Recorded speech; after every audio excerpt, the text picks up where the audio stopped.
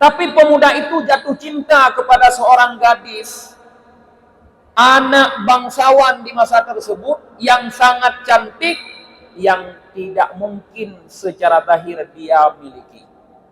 Sehingga cinta dia pendam dalam dada. Tibalah waktunya gadis ini meninggal.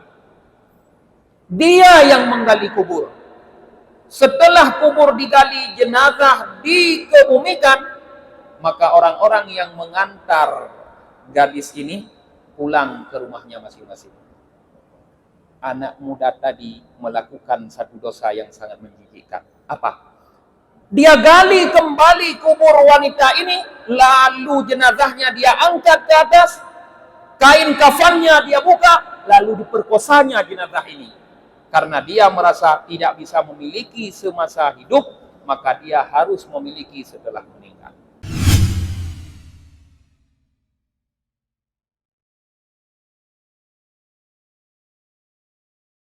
Assalamualaikum warahmatullahi wabarakatuh.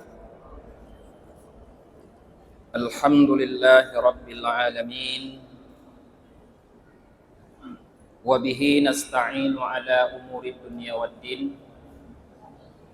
Asyhadu an la ilaha illallah wahdahu la syarika lah. Wa asyhadu anna Muhammadan abduhu wa rasuluhu la nabiyya ba'dah. Allahumma salli wa sallim wa barik ala sayyidina Muhammad wa ala alihi wa sahbihi ajma'in, amma ba'd.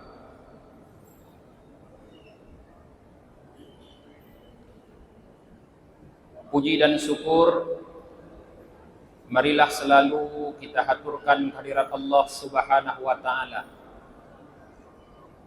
yang terus mencurahkan berbagai macam rahmat, nikmat di dalam kehidupan kita. Di antaranya Allah memberikan umur panjang kepada kita. Dari bulan Sya'ban yang lalu sehingga kita sudah sampai dalam bulan Sya'ban tahun ini. Kita doakan kepada Allah agar sebagaimana di tahun yang lalu Allah menyampaikan kita kepada bulan Ramadan, tahun ini pun Allah memberikan kita umur panjang agar sampai dengan bulan Ramadan. Salah dan salam para jemaah kita doakan agar selalu ditambah oleh Allah kepada baginda Nabi Muhammad sallallahu alaihi wasallam, kepada keluarga dan para sahabat beliau sekalian. Yang kami muliakan guru-guru kami, para alim ulama, orang-orang tua kami, seluruh jamaah salat tasbih yang dirahmati oleh Allah, yang kami muliakan dan yang kami banggakan, panitia pelaksanaan kegiatan Nisfu Sya'ban yang dimotori oleh remaja Masjid Besar Al-Hikmah Jumdah. Para jemaah yang dirahmati oleh Allah Subhanahu wa taala. Malam ini tentu kita tahu adalah malam Nisfu Sya'ban. Para orang tua kita dulu, para jemaah, sering menyebut malam ini dengan malam buru'at. Dalam bahasa Arab sebenarnya bara'ah. Cuma lidah orang kita dulu, orang Aceh susah menyebut kata-kata bara'ah dalam bahasa Arab, sehingga mereka menyebutnya dengan bentuk lain, yaitu buru'at. Jadi Nisfu Sya'ban atau pertengahan bulan Sya'ban ini, malam 15 ini memiliki beberapa nama. Banyaknya nama menunjukkan kelebihan yang terkandung di dalamnya. Dalam sebuah hadis yang diriwayatkan oleh Imam Baihaqi dari Aisyah radhiyallahu anha, Rasulullah sallallahu alaihi wasallam bersabda, Hal tadrina ma hadhil lailah? Rasulullah bertanya kepada Aisyah para jemaah, wahai Aisyah, tahukah kamu malam apa ini? Qultu, kata Aisyah, aku berkata, ma fi hadhil lailah. Memangnya ada apa di malam ini wahai Rasulullah? Faqala, maka Rasulullah menjelaskan, fiha ayyuktaba kullu mauludi bani Adam fi hadhihi sanah. Wahai Aisyah, di malam ini ditulis, ditetapkan setiap bayi-bayi anak Adam yang akan lahir pada tahun ini. So yang lahir pada tahunnya, artinya setelah Syakban ini sampai Syakban yang akan datang para jemaah, diserahkan catatannya oleh Allah kepada malaikat pada malam ini. Siapapun yang sudah tercatat di catatan tersebut, maka dia mesti lahir, dihalangi atau tidak dihalangi. Dihalangi but mai, jamong kabi mai, berutuh kabi-kabi para jemaah lahir anaknya. Maka lahir karena akan dipilih oleh Allah lahir anaknya. Pulang tidak dihalangi. Wa fiha ayyuktaba kullu halikin min bani Adam fi hadhihi sanah, kata Rasulullah. Wahai Aisyah, di malam ini, di malam nisfu Sya'ban ini juga dituliskan oleh Allah, diserahkan catatan tersebut oleh Allah kepada malaikat, di mana dalam catatan tersebut termuat semua anak Adam yang akan mati pada tahun ini. Nah, yang karap-karap mati buat tahunnya, yang malamnya bertuku oleh malaikat. Getulih oleh Allah, gujuk mau malaikat Israel, hai Israel, nyo hai urang yang akan mati buat tahunnya. Maka walaupun urangnya bertanya mantang garang hat, mantang sehat hat, tapi dikala nama kita sudah ada di catatan tersebut, pasti kita akan mati. Ana mesti yang kata.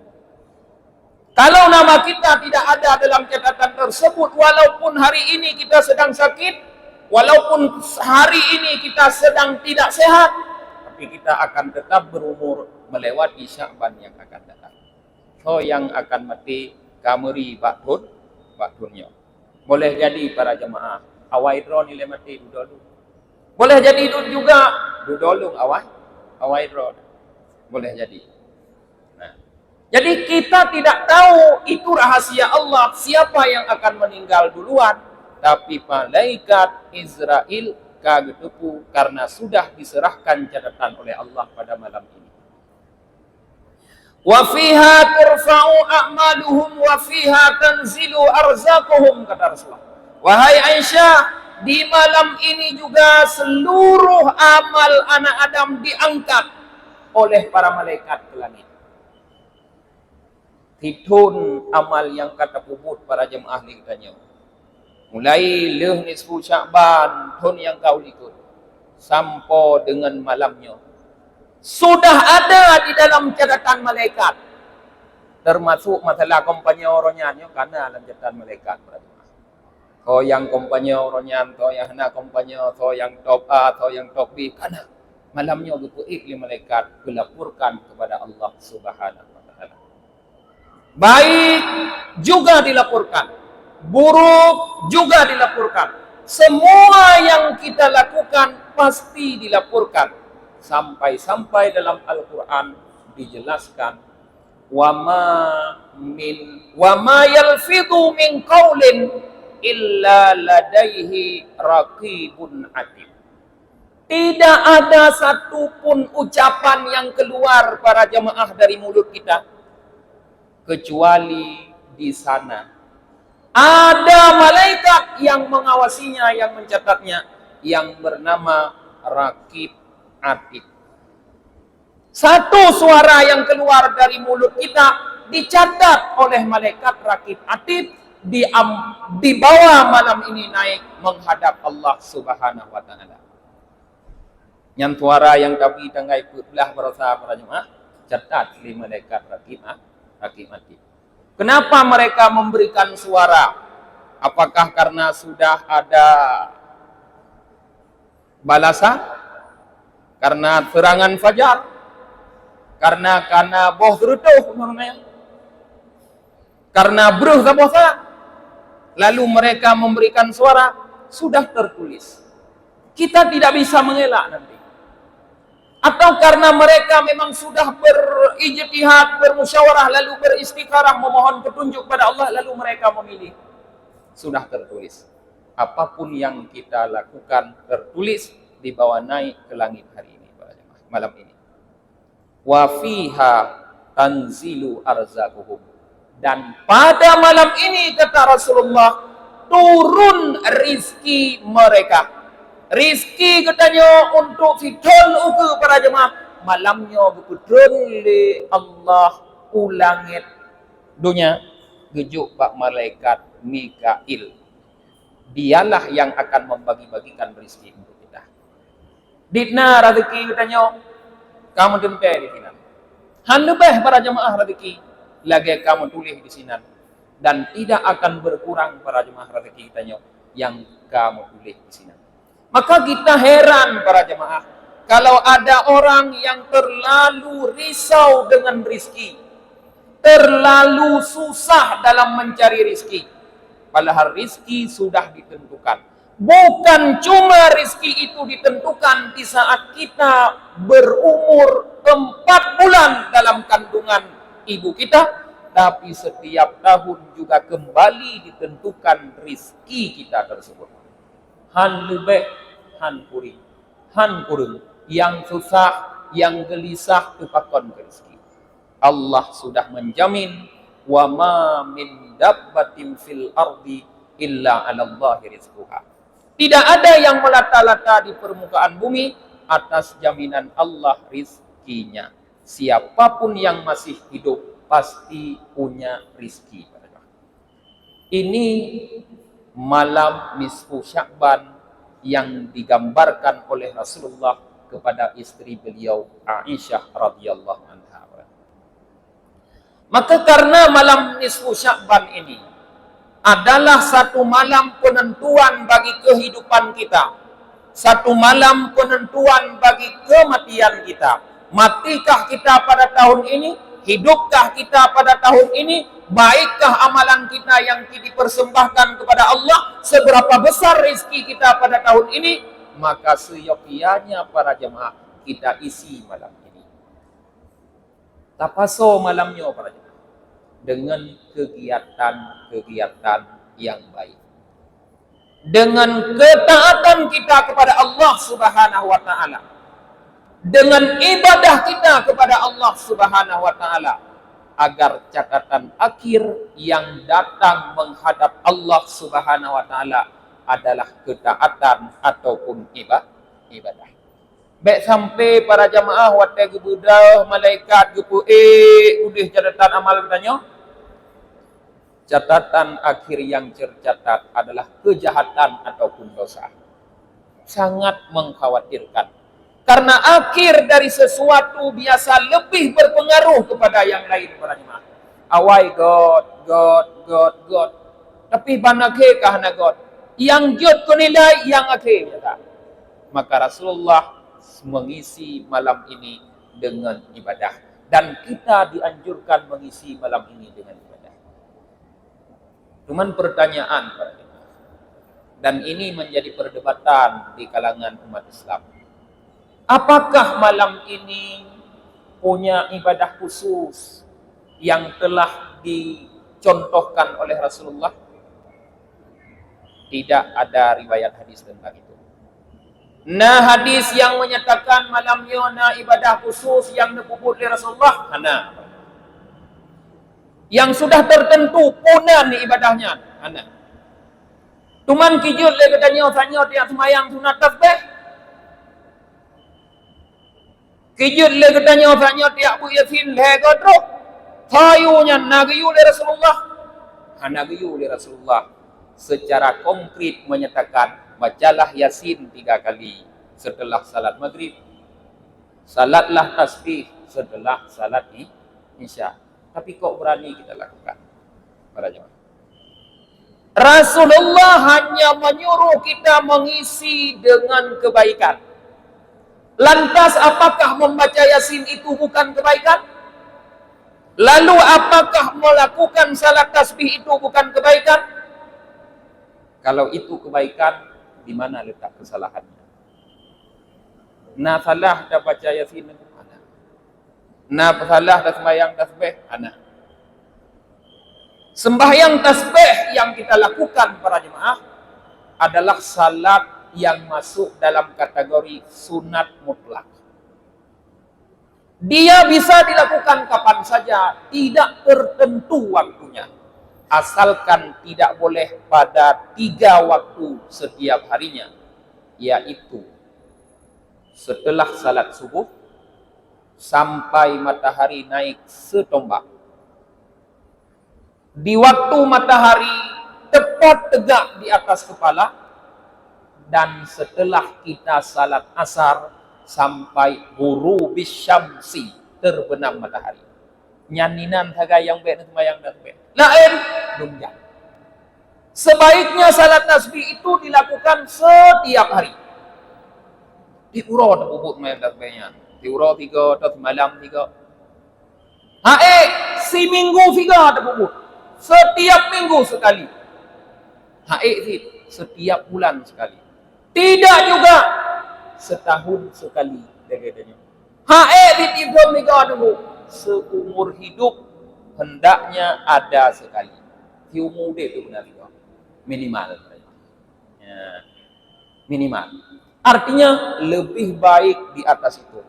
Tanya alhamdulillah minimal setahun sekali.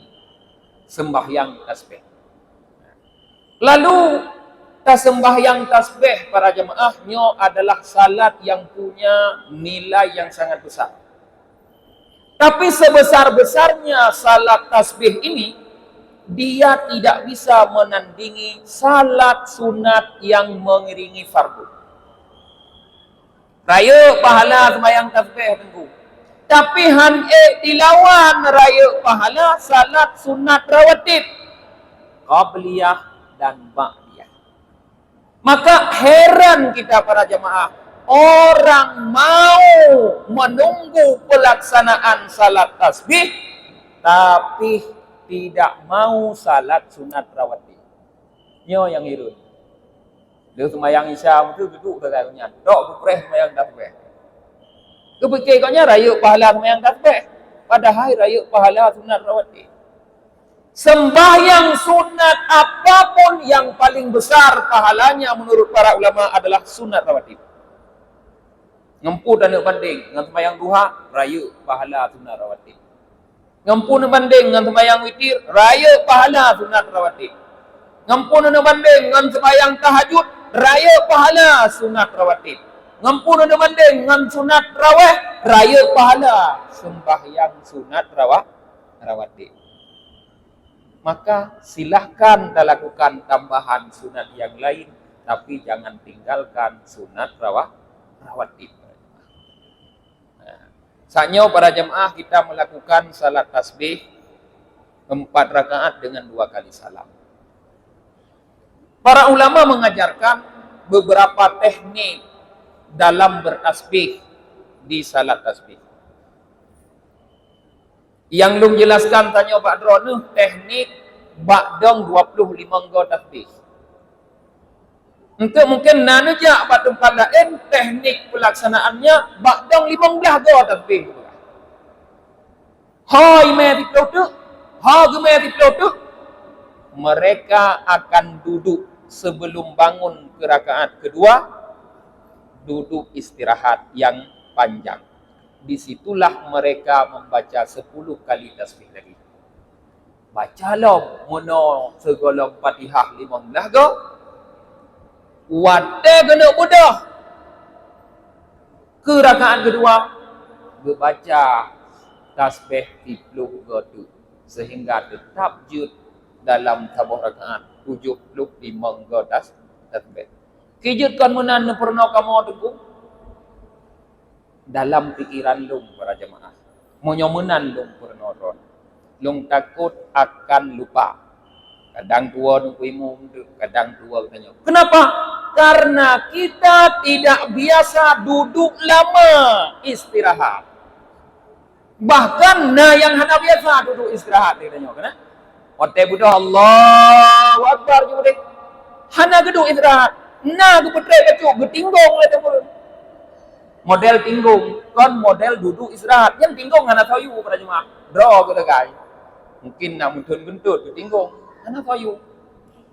Maka dikhawatirkan lupa, maka kita ajarkan model yang pertama.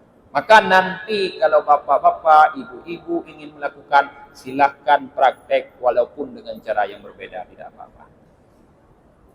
Kemudian para jamaah dalam sebuah hadis Rasulullah sallallahu alaihi wasallam bersabda, "Idza kanat lailatun nisfi min Sya'ban," apabila sudah malam nisfi Sya'ban kata Rasulullah, "Faqumu lailaha wa sumu yaumaha."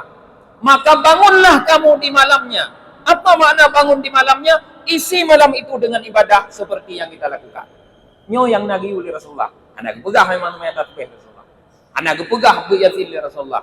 Anak gepegah sembahyang sunat taubat Rasulullah. Anak gepegah sembahyang sunat hajat di Rasulullah. Yang gepegah Rasulullah. Faqumu lailaha. Bangunlah di waktu malamnya. Wasumu yaumaha. Puasalah di harinya. Tengok para jemaah sunat puasa. Nah, urung makan duri lang tengoknya. Nagaya. Ilong no puasa na urung kanuri tengok kamu kok ngurung kanuri. Yang hana aja bak kanuri, yang hana undangan bak kau puasa tengok. Dua mah merompok pahala. Rasulullah memerintahkan kita puasa sebagai sunat nisfi Sya'ban, besok juga masih termasuk ayyamul bait. Manteng uro putih. Leblah setiap bulan. Petlah setiap bulan. 15 setiap bulan sunat tak puasa, namanya puasa ayyamul bait. Siura ada puasa tinggal pahala lagi padanya mah dua apa. Lagi gekun le urung jamun parang kok sifat tak dua pat leho padanya mah. Bangun di malamnya kata Rasulullah, puasalah di malamnya. Kenapa kita dianjurkan oleh Rasulullah untuk bangun di malamnya? Fa innallaha tabaraka wa ta'ala kata Rasulullah yanzilu fiha li ghurubi syamsi ila sama'id dunya, karena rahmat Allah Subhanahu wa taala pada malam itu semenjak terbenam matahari. Muno petai gebang maghrib pun semenjak terbenam matahari rahmat Allah turun ke langit dunia. Turun rahmat li Allah dari Allah ke langit dunia. Semenjak terbenam matahari, semenjak maghrib mana? Kebetulan rahmat Allah. Fayaqulu, maka Allah berfirman di malam itu kata Rasulullah. Ala min mustaghfirin, adakah orang yang meminta ampun kata Allah? Fa'aghfiralah, akan aku ampuni dia. Ala min mustarzikin, adakah orang yang minta rizki? Tanya tabut, tanya tamida. Kepegah lin ku bayhaki nunit bak nebut yasin yang kedua bergebi rezeki yang sip ya Allah malamnya gunanya oleh kutunnya. Semoga Allah memberikan rezeki yang cukup untuk kita di tahun ini. Kita meminta rezeki kepada Allah. Rasulullah mengatakan, Allah berfirman, ala min mustarzikin, adakah orang yang minta rezeki? Fa'arzukah, akan aku berikan rezeki untuknya. Kepulih ju malamnya oleh Allah kau yang melekeh. Bibno rezeki ko ni. Gujo le malaikat untuk rezeki ko.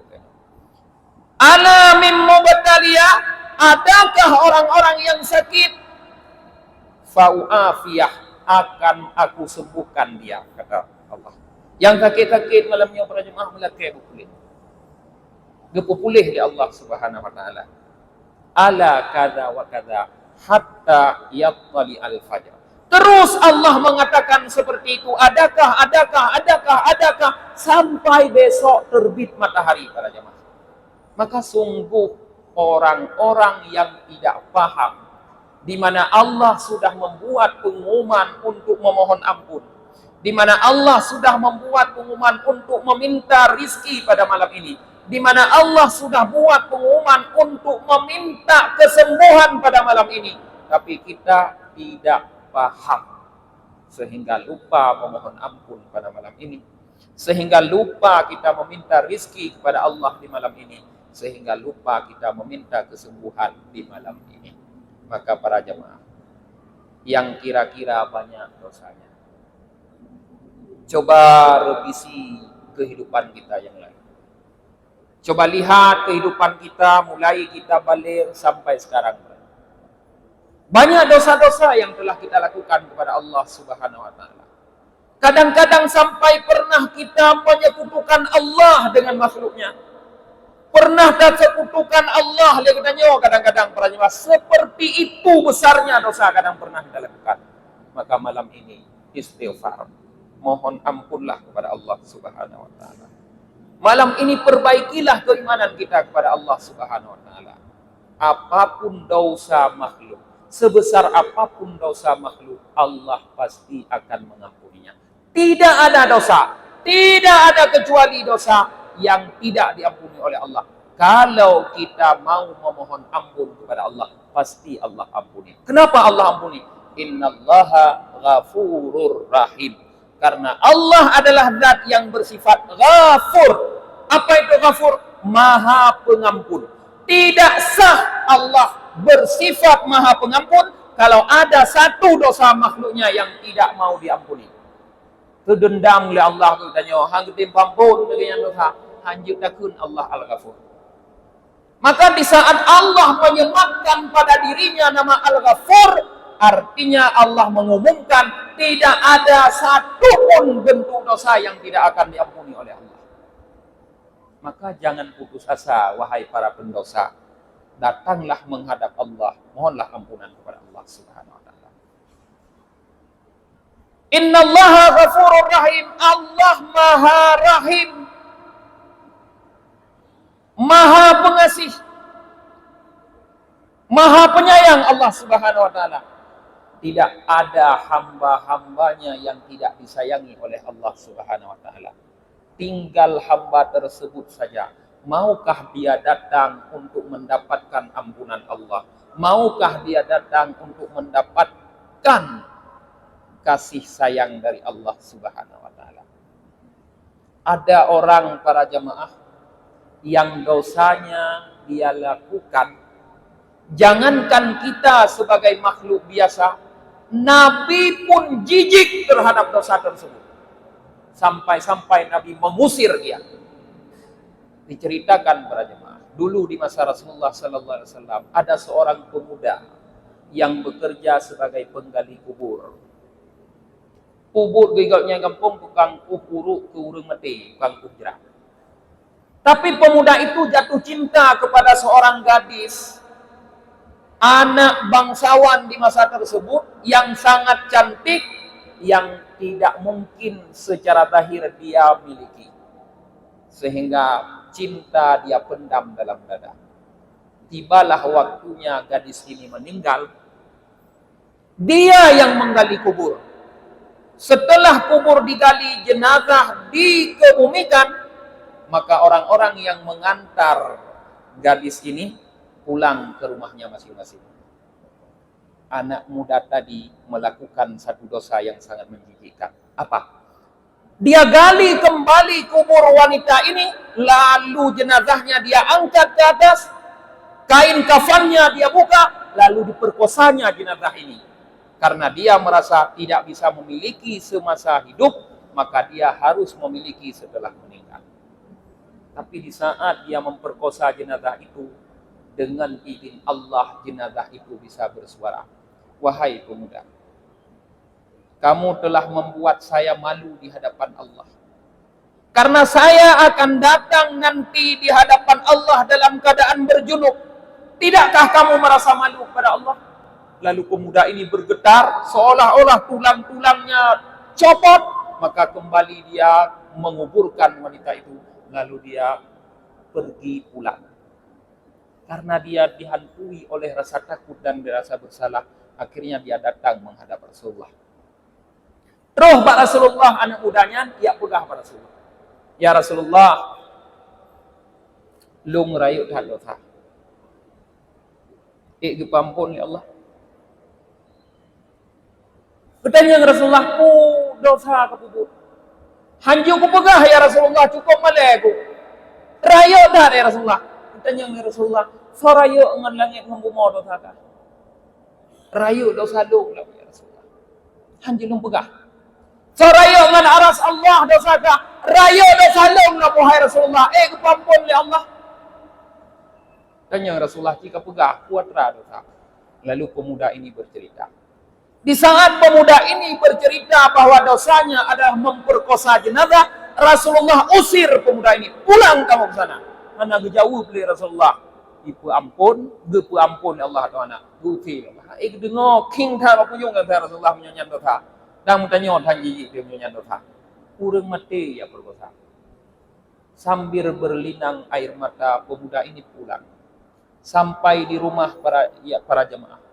Dia mengadu kepada Allah Subhanahu wa taala. Wahai Allah Subhanahu wa taala, saya akan terus bersujud kepadamu sampai engkau menerima taubat saya. Kalau engkau sudah menerima taubat saya, beritahukan wahai Allah bahwa saya sudah engkau ampuni kepada Muhammad dan para sahabatnya. Anak trip luhnyan para jemaah. Run Jibril Pak Rasulullah, wahai Muhammad, berbahagialah kamu bahwa pemuda yang datang melaporkan kepadamu dia berdosa, Allah sudah ampuni dia. Nah dosa tanyo yang rayu lagian para jemaah, yang hantajir pegah Pak Urut.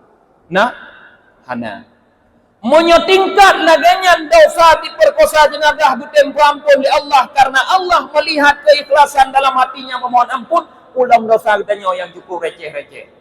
Mudah Allah untuk mengampuni. Innallaha ghafurur rahim. Maka banyaklah membaca istighfar pada malam ini. Astaghfirullahal azim. Alladzi la ilaha illa huwal hayyul qayyum wa atubu ilaih. Belu lagi ampun Allah. Le dosa kanya. Karena dosa kita sudah pasti kita memiliki dosa. Karena adanya dosanya. Sedangkan amal kita belum tentu diterima oleh Allah. Yang kita takuti di saat kita datang menghadap Allah, kalau kita tidak bisa membersihkan dosa di dunia ini, di saat kita dihadapkan oleh Allah penuh dengan lumuran dosa, tapi tanpa ada amal pahala yang kita bawa. Fa amma man thaqulat mawazinuhu fahuwa fi 'ishatir radiyah wa amma man khaffat mawazinuhu fa ummuhu hawiyah. Orang-orang yang timbangannya berat, timbangan kebaikannya berat, maka tempatnya adalah pada tempat yang penuh kedamaian. Tapi orang-orang yang timbangan amal baiknya ringan karena banyaknya dosa yang dia bawa, fa ummuhu hawiyah, maka tempatnya adalah neraka hawiyah. Maukah masuk neraka hawiyah? Silahkan lupakan dosa kita yang lalu. Tapi kalau kita takut kepada neraka hawiyah itu, jangan pernah lupakan dosa, walaupun itu terlihat kecil pada kita. Kecil pada kita, tapi besar menurut Allah Subhanahu wa Ta'ala. Nah, maka isi malam ini dengan beribadah kepada Allah Subhanahu wa Ta'ala. Lalu kenapa, seperti pertanyaan saya yang pertama, kenapa malam ini disebut oleh sebahagian orang-orang tua kita yang lalu dengan nama malam Buru'ah, yang dalam bahasa Arab Bara'ah. Apa arti Bara'ah? Terlepas dari api neraka. Mana sumbernya? Sumbernya adalah sebuah hadis yang diriwayatkan oleh Sayyidah Aisyah, di mana Rasulullah mengatakan, di mana beliau mengatakan, annan Nabiyya sallallahu alaihi wasallam kana jalisan fitil kalailah. Nabi sallallahu alaihi wasallam pak malam ni semua Syakban ni dengan geduk gerau Nabi. Dikala Nabi geduk, fanazala alaihi Jibril, turunlah kepada Nabi Jibril. Faqala, maka Jibril mengatakan, innallaha qad a'taka minan nar nisfa ummatik. Wahai Muhammad, bak malamnya Allah memerdekakan setengah dari umatmu yang ada dalam neraka. Maka banyak orang-orang yang sebenarnya terjatuh ke dalam neraka, malam ini Allah merdekakan dia dari api neraka. Gesud li Allah kehutubi dari api neraka. Artinya banyak orang yang diampuni oleh Allah pada malam ini, juga banyak orang yang dimerdekakan dari api neraka. Tapi dalam hadis yang lain Rasulullah mengatakan ada rupanya orang-orang yang malam ini tidak diampuni. Dalam sebuah hadis yang diriwayat oleh Imam At-Tabrani, Rasulullah bersabda, "Yattali Allahu ala khalqihi lailatan nisfi min Sya'ban." Pada malam nisfu Sya'ban Allah memperhatikan, melihat makhluknya. Fayaghfiru li jam'i khalqihi, maka Allah ampuni seluruh makhluknya, illa li musyrikin wa musyahinin au musyahinin. Kecuali yang tidak Allah ampuni, orang yang menyekutukan Allah, orang musyrik. Yang mentuhankan lain selain Allahnya, hana ampun ya Allah. Mak malamnya hana ampun. Au musyahinin, atau orang yang bermusuh-musuhan, yang berbantah-bantahan, yang bertengkar. Maka siapapun yang malam ini yang musyrik kepada Allah tidak akan dapat ampunan. Maka siapapun yang malam ini masih punya permusuhan dengan kawannya, dengan sanak saudaranya, dengan sesama Islam, masih berbantah-bantahan yang tidak selesai, masih bertengkar, tidak akan diampuni oleh Allah Subhanahu wa taala. Silahkan beribadah malam ini. Kalau Anda tidak memperbaiki hubungan Anda dengan sesama manusia, masih dalam pertengkaran, masih dalam permusuhan, Anda tidak akan diampuni oleh Allah. Yang nguronyan kahanapah ng saudara gara-gara lain partai, malamnya baik-baik. Kasih kalau pemilu. Yang nguronyan hanapah ngon-ngon karena lain dukungan, malamnya kasih para jemaah. Karena mereka sudah kita coblos masing-masing. Anda mungkin dia coblos kembali para jemaah. Perbaiki kembali hubungan dengan sesama kita. Yang pilih 01, yang pilih 02, yang pilih 03, kembali merajut ukhuwah. Jangan sampai malam ini masih ada permusuhan di antara kita, sehingga dua-duanya kita, apapun yang kita pilih, tidak mendapatkan ampunan dari Allah. Lalu para jemaah kita orang Islam diajarkan, kalau kita sudah memilih pemimpin, lalu pemimpin itu sudah dilantik menjadi pemimpin kita, maka kita wajib taat kepadanya. Kau mentong, tetap dia tanya A, yang menang B, bungeh tu dah tanya berapa ke B-nya, ke awak top B bungeh tu. Tapi ternyata ji kai ku menang, kai lantik je ke presiden. Wajib dah, wajib taat. Wajib kita doakan kebaikan untuknya. Karena kenapa? Karena Allah mengatakan bahwa qulubil malik fi yadillah. Hatinya para penguasa, hatinya pemimpin, hatinya presiden kita ada dalam kekuasaan Allah. Nah, hati kaumnya dalam kekuasaan Allah. Kalau hatinya ada dalam kekuasaan Allah, Allah bersifat muqallibal qulub, yang membolak-balikkan hati. Hati juga balik-balik ya Allah. Urangnya berat, tengok je kepegal ya Allah. Urangnya gata, tengok je kepubruk ya Allah. Kata Rasulullah, bagaimana rakyatnya terhadap pemimpin, begitulah Allah akan menjadikan pemimpinnya. Menyogetanya bro kepada pemimpin, kepubruk pemimpinnya oleh Allah. Menyotanya God kepada pemimpin, akan Allah balik hati pemimpin yang jahat menjadi baik kepada kita. Kalau kita yakin hati pemimpin itu ada pada tangan Allah, siapapun yang terpilih, walaupun bukan pilihan kita, kita tetap merasa happy. Tetap merasa nyaman, tetap merasa tenang. Karena ya orang nyaman. Nadong kayo tentang menyukai presiden yang boleh kaki amat dunia. Tak berapa pijunya. Orang nyaman. Beni apa tehnya, kongkot. Tentang mengkai presiden kata puan je dia kerja le danyo. Tentang tinggal payah taluk nauru juga para jemaah. Hatinya ada dalam kekuasaan Allah. Tinggal kita mengadu kepada Allah, tinggal kita doakan dia kepada Allah agar dia dikelilingi oleh orang-orang yang baik yang membisikkan kebaikan kepada dia. Jangan sampai dia dikelilingi oleh para penjahat yang membisikkan kejahatan kepada dia. Punya samping ji hurung-hurung jahat mendung di mana para jemaah. Nya nabe tu. Kamu doa tak sampai ji urang jahat urang God. Nya urang God di sampai ji mandung walaupun bro ji God itu. Balanya mah. God ni. Nah, maka terakhir kami berwasiat kepada kami sendiri dan kepada kita semua, terimalah kepemimpinan siapa saja, cukupkan permusuhan. Jangan sampai malam ini masih ada permusuhan. Karena orang yang saling memusuhi tidak akan diampuni oleh Allah di malam di mana seluruh makhluknya diampuni oleh Allah, di malam di mana sebahagian orang-orang yang terjerembab ke dalam neraka dimerdekakan oleh Allah. Di dalam kitab Durratun Nasihin bahkan saya lihat dalam sebuah hadis, cuma hadisnya dhaif maka tidak saya sampaikan, bahkan ada lebih banyak lagi orang-orang yang tidak diampuni oleh Allah pada malam ini selain orang musyrik dan orang yang suka bermusuhan. Mudah-mudahan kita berdoa kepada Allah Subhanahu wa taala, kalau Allah memberikan kita umur panjang masih, Allah tetapkan kita dalam taat kepadanya.